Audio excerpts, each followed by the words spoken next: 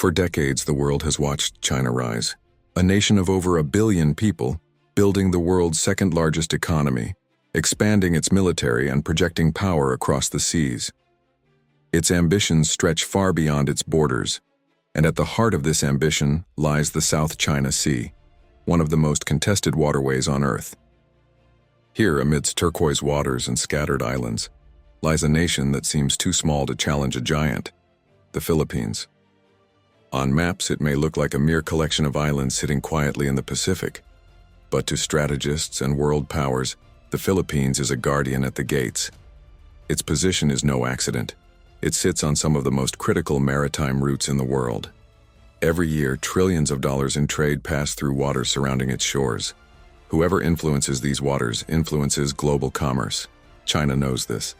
Its island-building campaigns, its maritime patrols, and its bold claims over nearly the entire South China Sea are not random acts of expansion. They are moves in a calculated strategy, one that seeks to dominate the region and control the flow of goods, power, and influence. But what stands in the way of this vision is not just another superpower. It's the Philippines, a nation with a history of resistance, a people known for their resilience, and a strategic location that turns every inch of its territory into something far greater than its size. Time and again, the Philippines has found itself at the crossroads of empires. Spanish galleons, American forces, Japanese armies, and now, Chinese ships all have crossed its waters. And each time the Philippines has endured, it has adapted, it has survived. In the shadow of a giant, the Philippines stands like a silent guardian, small in size but holding a key position in the global chessboard. And while China grows louder in its claims, the Philippines is playing a different game. One built not on brute force, but on strategy, alliances, and an understanding of its place in history. While China projects its strength through ships, bases, and bold declarations, the Philippines wields a different kind of power, one that doesn't always make headlines, but shakes strategies at their core. The world often underestimates small nations. They look at military numbers, economic might, and territory size. But history has shown, time and time again, that wars aren't always won by the largest army. They're often won by position, alliances, and unseen strategies. The Philippines understands this. Its greatest strength isn't in the size of its navy, it's in where it stands. Geographically, the Philippines is a natural gatekeeper. Its islands stretch like a wall across critical sea lanes, forming part of what strategists call the first island chain, a defensive arc stretching from Japan down to Borneo. For China, breaking through this chain is essential to expand its naval power. But the Philippines, with its strategic location, makes this nearly impossible without drawing the attention of the entire world. This is where alliances come in.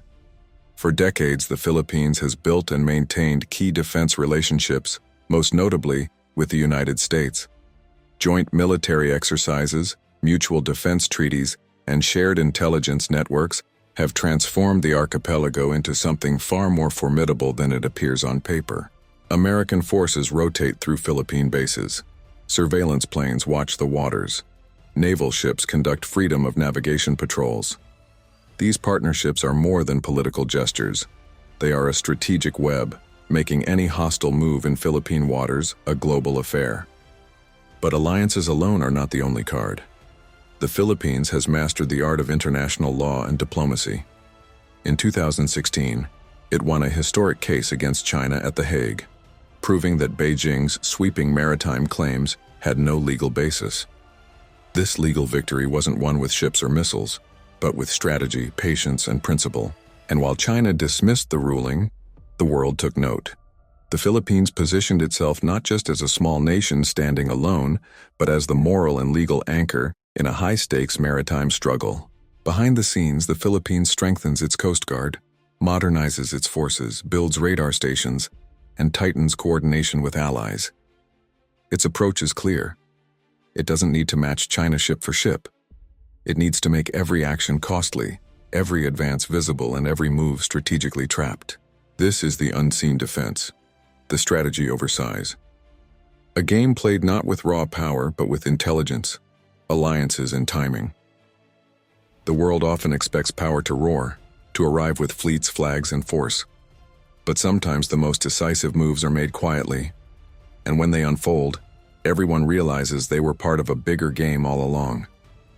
As the tides of global power shift, the Philippines is no longer just a small nation caught in the middle. It has become a key player, shaping the future of the region in ways many never predicted. Across the archipelago, new radar systems rise from coastal hills, watching every movement across the South China Sea. Airstrips once forgotten are being revived. Ports are expanding. Coast Guard fleets are growing stronger, faster, more coordinated. But the real transformation isn't just military, it's geopolitical. The Philippines has re-emerged as the strategic heart of Southeast Asia, drawing nations closer through alliances, trade, and shared security interests. From Japan to Australia, from the US to Europe, support for the Philippines grows, not out of pity, but respect. China may flex its power, but every action meets a web of resistance, legal, strategic, and united. The Philippines has turned its geography into leverage, its diplomacy into armor, and its people into a force no map can measure. Meanwhile, Filipino communities worldwide continue to expand their soft power: nurses, engineers, seafarers, entrepreneurs, each one an ambassador of resilience. While others build empires with concrete and steel, the Philippines builds influence through people.